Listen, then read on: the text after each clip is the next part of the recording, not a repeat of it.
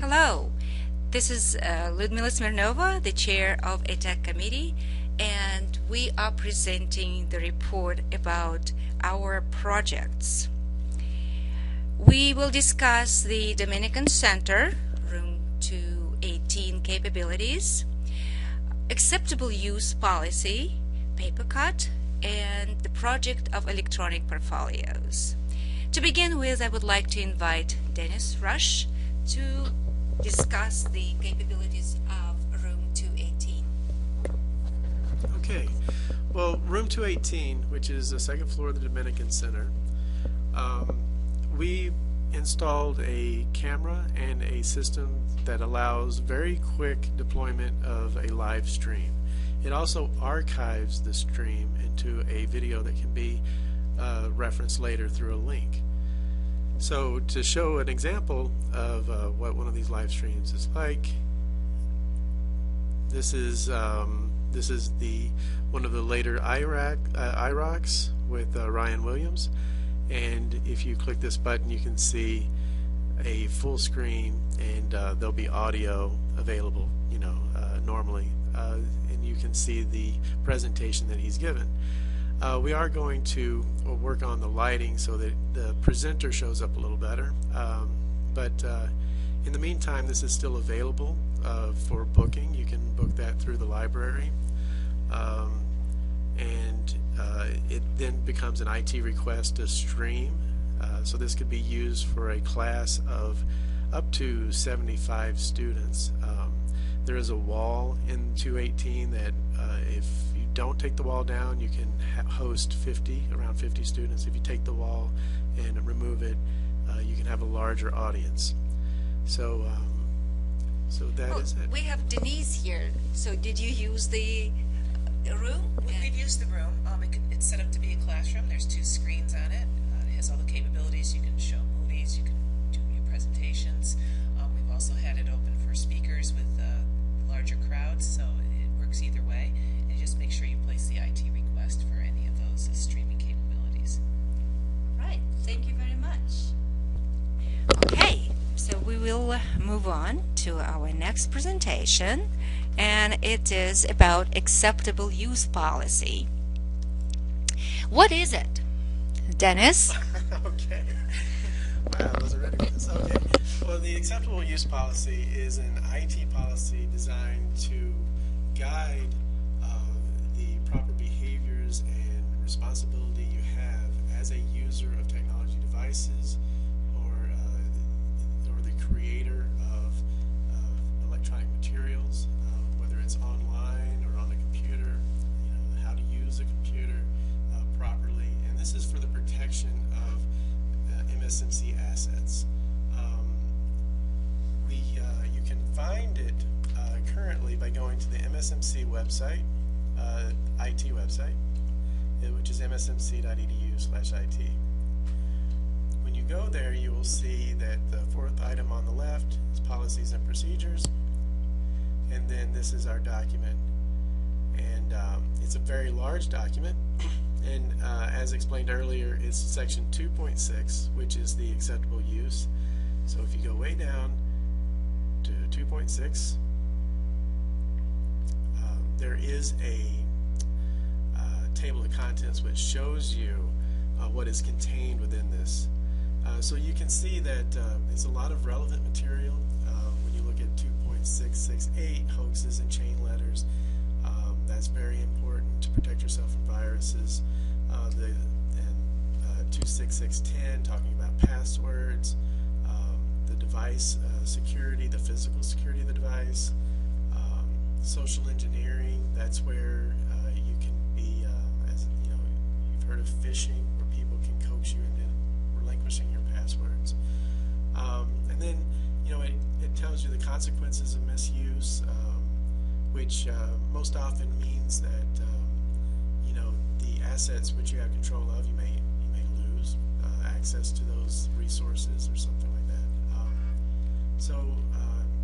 This is a good policy to know, because we're all users of technology, and we all fall victim to either loss, theft, viruses, malware at some point in time. And this is a guide to help Yes, and variations of acceptable use policy for different programs are welcomed. And for example, education program just approved in March last month acceptable use policy that is including the items from our college's policy, and these are all from the document that Dennis just introduced.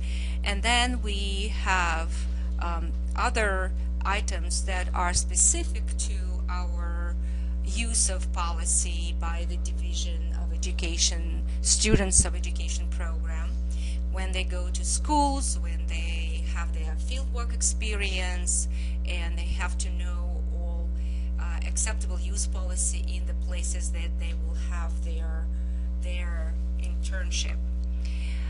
So we would like you to know about this and promote among students, but we also would like to introduce and tell you that usually acceptable use policy is discussed during orientation, right? Yes. Dennis? Yes, we make people aware that it exists during orientations, but as you saw, it's a large document. It's easy to forget that it exists or where it is, so we just appreciate if people keep it in mind, and always contact IT Support Center if there are any questions about policy. In the future, we're going to have a central place on the portal, which makes it very easy to find campus policies. That should be coming up within the next few months, and I'll definitely let everyone know about that. Yes, thank you. All right, so our next topic is printing at Mount St. Mary College and the project, paper card project. Denise?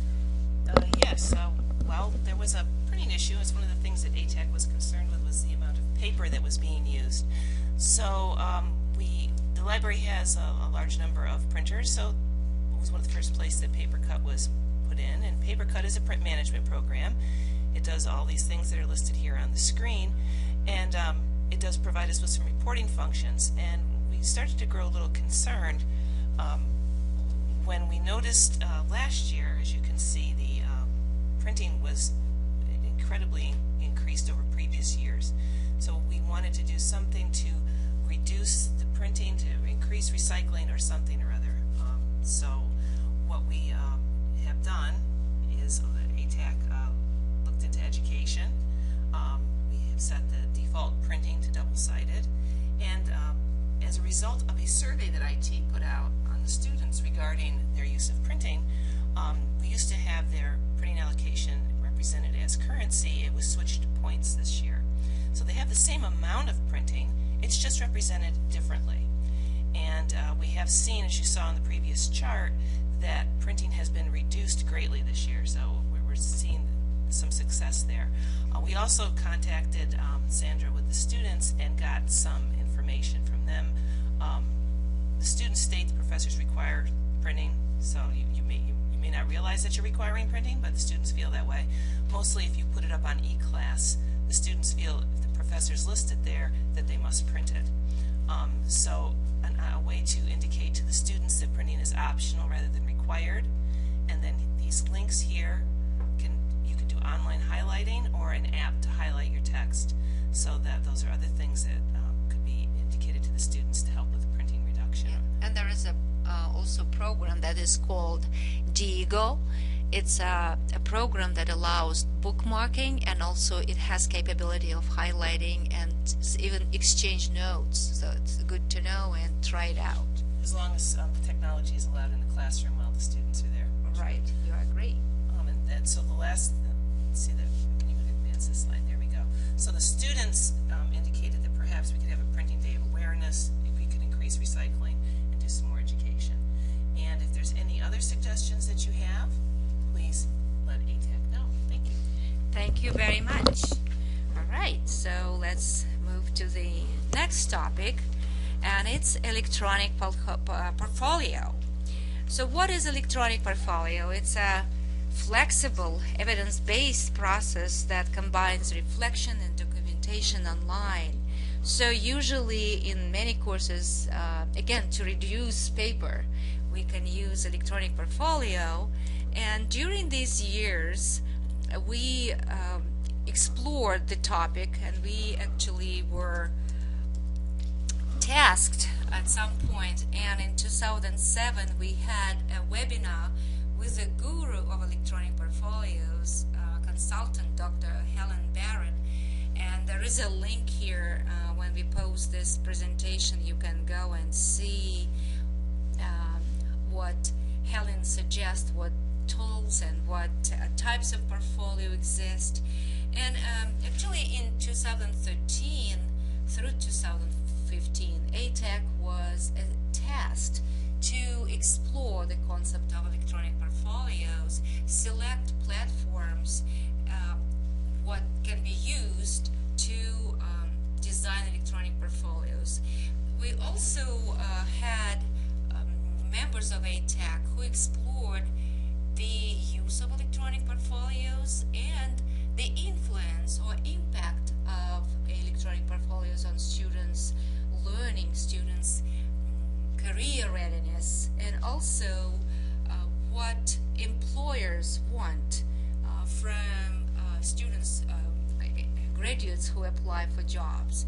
And these are the numbers. And so there is a document that suggests these results.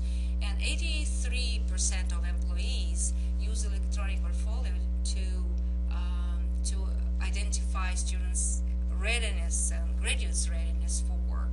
And these are benefits from using electronic portfolios. When students create portfolios throughout the programs they are in, these are the skills that are enjoyable, that are preferable by employees, and that's how electronic portfolio helps to develop those skills.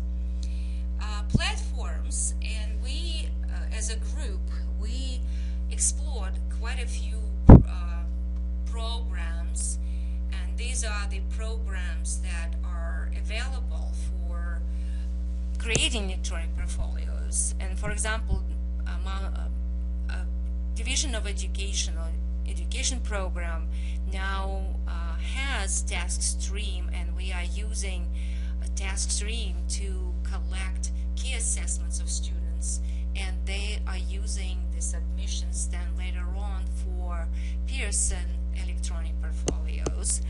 Mahara is another program that is compatible with Moodle. And by the way, on our e-class, we have a capability of exporting the assignments that students submit on Moodle to electronic portfolios. If it's accepted by divisions, by the programs, so it can be used later on. Another program that we actually tried out, and we invited specialists and company, Digication, and we explored this very interesting and very nice program, but it was very expensive, and the college and Atac was we are recommending to use Google Sites, and that's what we actually come up with. And I would like to show you what New York State colleges are using. Pace University, LaGuardia University, College of Staten Island, Manhattanville College. So these are the colleges that are using electronic portfolios, and they have different platforms, and one of the major platforms is Digication. I would like to invite Dr. Lazarevic that design a template, and now here you are. Thank you, Dr. Smirnova. So what you can see on the slide now is a template that we designed in Atac a year ago. So this has been done in Google Sites, and basically this is a template that we recommend that students can use for developing their students' e-portfolios. So this is a recommendation, And I want to highlight this is only for students for developing a student's e-portfolios, and it is a recommendation, so it's not required. Here I want just to show there are a few tabs that we consider as the most important ones for students. About Me section, career goals, my courses, internship, resume, and student contacts. So let me see, we have a few examples in the last 3 to 4 years.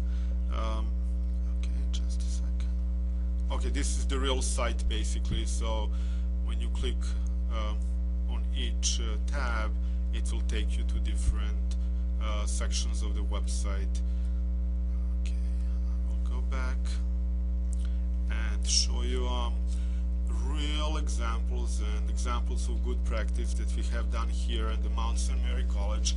Now on the screen you can see 3 samples to real websites of students in educational program, IT program, and interdisciplinary program, technology media.